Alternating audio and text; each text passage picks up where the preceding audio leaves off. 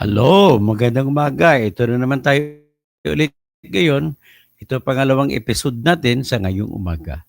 So, ang aking topic po sa ngayon ay delikado.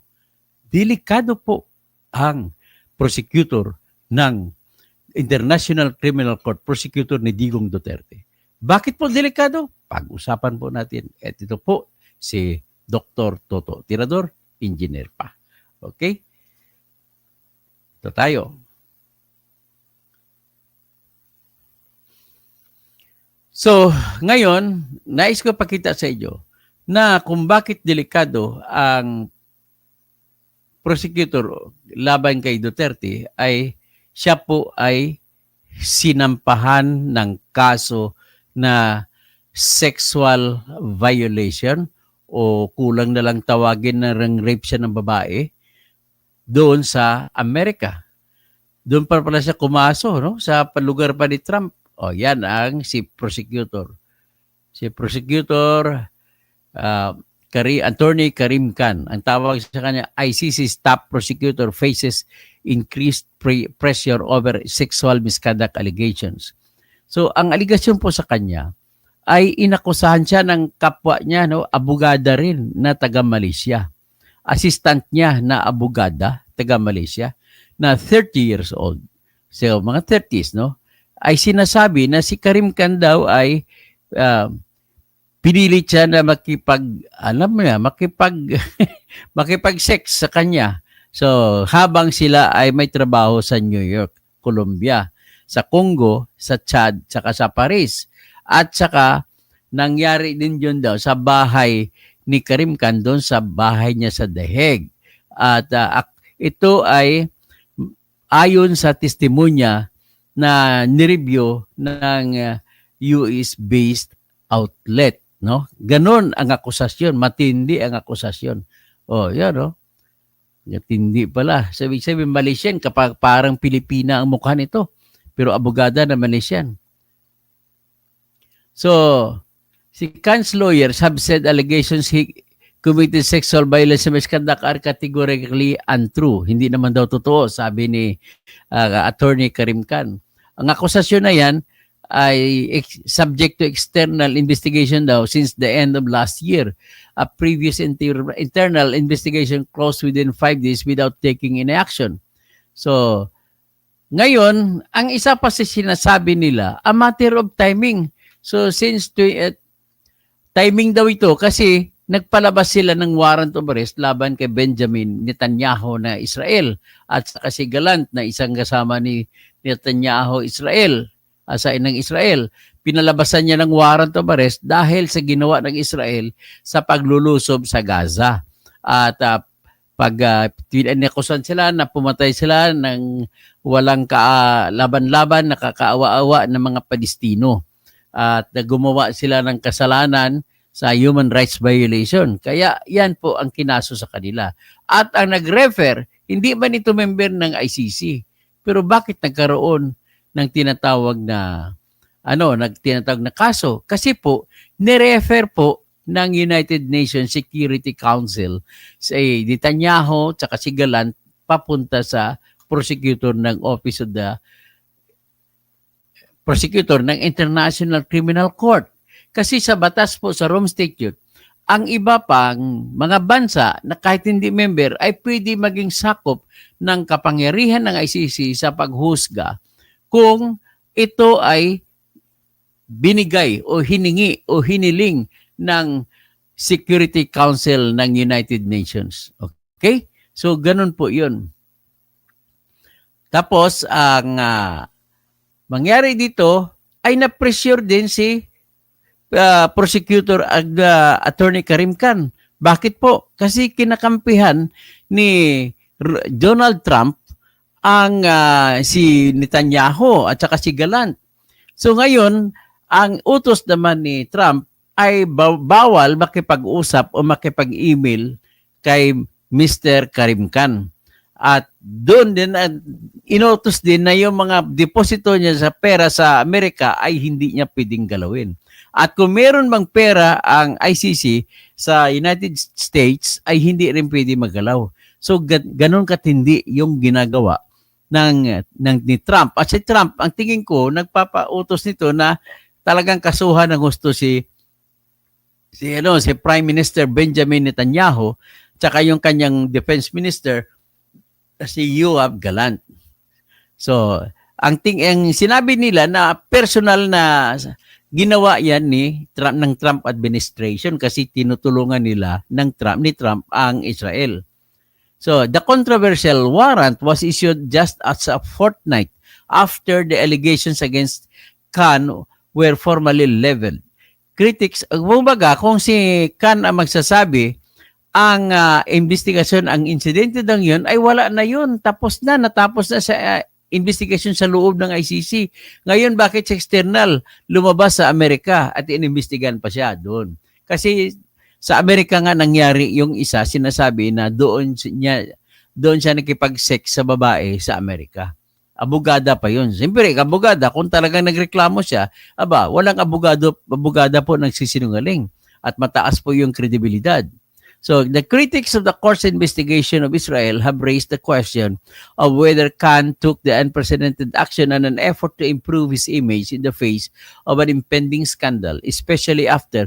So, ibig sabihin, sa kabila naman ng Israel, ang akusasyon naman nila kay Khan ay talagang pinalabasan niya ng warrant of arrest si Netanyahu para mabango daw mukha niya kasi meron siyang nadadamage ang reputasyon ni Khan sa akusasyon siya nakipag-sex sa abogada na assistant niya sa International Criminal Court.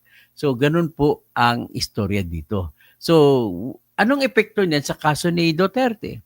Malaking epekto po, kung ako tanongin nyo. Bakit malaki? Siyempre, hepe ng prosecutor's office, si Atty. Karim Khan, at siya pong hepe sa lahat kung paano patakbuhin ang kaso laban kay Digong Duterte. Siya po ang opisina ni Atty. Karim Khan ang nagtatago ng lahat ng ebidensya. At sila rin ay magpipresenta sa korte, sa trial chamber, ng lahat ng ebidensya laban kay Duterte. At sa ngayon, siya rin mag-approve kung anong argumento pangkontra sa motion ng abogado ni Duterte sa nagsasabi na walang jurisdiction or walang authority ang International Criminal Court sa Pilipinas. Ang tanong, wala bang authority? Pasensya na kayo. Kung kumukontra man kayo sa aking argumento, marami diyang abogado na alam ko na nanonood din sa akin. Kasama siya, Atty. Rene Bueno, no? Ay idol ko rin, taga Zamboanga yan. Mga taga Zamboanga, Buenas Dias sa si Attorney Abayon din, Niel Abayon. Magaling din yan, napakinggan ko siya eh. Si Attorney Libayan, magaling din.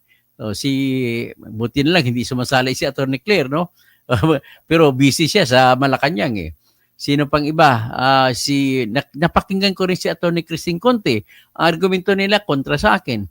Napakinggan ko rin si Attorney Joel Botoyan. Ang argumento niya, pareha lang sila ni Attorney Conte. Pati si Attorney Gabriel Andres, pareha lang silang tatlo ng ang argumento. Tapos sa gitna naman si ex-Justice Antonio Carpio at saka si ex-Justice Adolfo Ascuna. Ang sabi naman ni Adolfo Ascuna at saka ni ex-Justice Antonio Carpio, may jurisdiction ng ICC sakasakali. Kung may condition sila, sakasakali na yung aksyon ng Office of the Prosecutor ng ICC sa pagpalabas ng official na announcement na gagawin ng preliminary examination sa kaso sa Pilipinas ay makonsidera na isa sa mga matters under consideration by the court. Ang puntos nila, kung ikonsidera na court din ang prosecutor, then may jurisdiction ang ICC. Otherwise, walang jurisdiction ng ICC. Ito naman, with due respect sa inyong mga luminaries, kay Atty. Joey Montemayor, marami pang iba. Ganito po yon, wala pong jurisdiction ang ICC sa lahat ng kaso sa Pilipinas. Kasi po, ito po ang dahilan. Jurisdiction, ilang klase ang jurisdiction? Jurisdiction sa krimen. Pag jurisdiction sa krimen ang pag-usapan po, may jurisdiction po ang ICC. Sa katotohanan na nangyari po ang krimen na sinasabi sa panahon na kasapi pa ang Pilipinas ng ICC mula noong November 1, 2011 at hanggang March 16, 2019. So paglabas diyan, March 17, 2019 ay hindi na siya member. So bawal na mag-exercise. Bawal na niya sa tatanong, "Oy, bakit?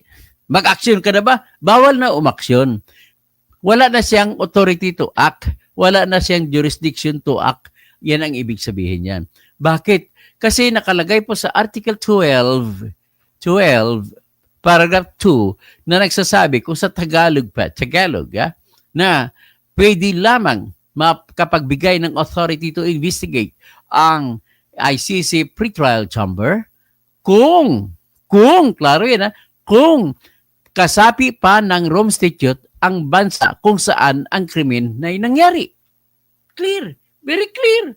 So hindi na natin kailangan mag-usap pa doon sa tinatawag na Article 1 to 7, Paragraph 2, na nagsasabi, isa sa sinasabi niya, kung any matter ay under consideration ng court, ay may jurisdiction ng ICC. But then, unang tanong, pwede ba masabi na yung preliminary examination na ginawa lamang ng the Office of the Prosecutor, hindi court? Pwede ba makonsidera na gawa ng court? Ang sagot ko dyan, hindi.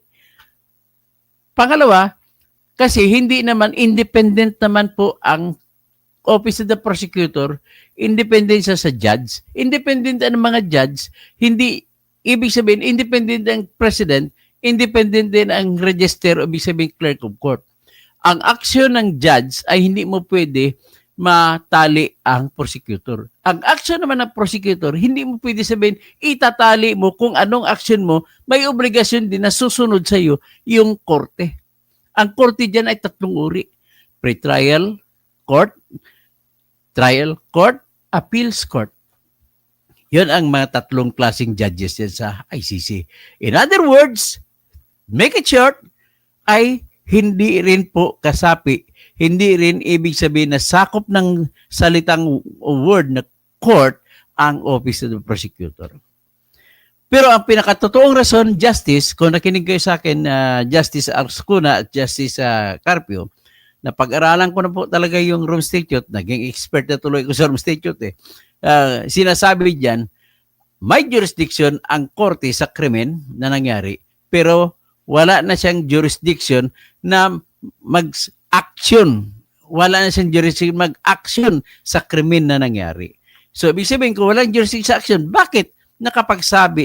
Sinasabi po, klaro, very clear, sa Article 12, Paragraph 2, na pwede lamang umaksyon ang International Criminal Court na pretrial chamber or trial chamber or appeals chamber kung may member pa, kung kasapi pa o state party pa ang bansa kung saan nangyari ang krimen. Clear? That's all. Fox. Okay? Hanggang dyan lamang po tayo. Magandang umaga po, Rian Rivera. The God's law is above all law. God will fight for the 30 battle. Vincent Reyes, sabi ni Conte, mayroon daw jurisdiction. Yan nga sinasabi ko, si Conte, may jurisdiction. Ang kanyang argumento po, dahil ang preliminary examination na action lamang ng Office of the Prosecutor ay naganap daw noong 2018. So, against that, I am arguing against her. And I'm sorry, Attorney Conte, that you are wrong. Kasi sinasabi sa Article 12, Paragraph 2, very clear, sa lahat ng krimen na may sakop ang ICC ay pwede lamang umaksyon ang ICC kung sa oras ng pag-aksyon, araw ng pag-aksyon ay kasapi pa ang Pilipinas. And in your argument, it fell way beyond. Hindi na siya papasok. Ganon din ang argumento ng kasamahan niya. So, 3P Mercader, good morning, attorney. Sherry Borlas, good morning, watching from Cyprus. Rafi Tulfo alias Bulangit. appointed, declare lang niya si Claire. Isinuko niya ang profession niya for palas poste. Cesario Angkog, good morning po, Dr. Engineer Toto. Ramos Amil Caminsa, humahanap lang mga Duterte sa butas para Duterte umalis sa ICC. Okay, hindi pwede naman sa kahit sino naman ang akusado, maghahanap naman Ramos, di ba? Kahit ikaw akusado, siyempre maghanap ka rin ng butas kung paano ka mananalo. Pag sinabi mo hindi ka hanap, baka sabihin hindi ka tao. Okay? Pero gano'n lamang po aking masasabi dito. I still stand strong on the argument that the ICC no longer has jurisdiction or authority to hear and decide on the cases being charged against Duterte because of the fact that at the time when the ICC acted on the case, it was already such time that the ICC has no more authority over the Philippines by simple reason that Philippines was no longer a member of the Rome Statute. Clear? Ganun na po yun. Magandang umaga po sa lahat.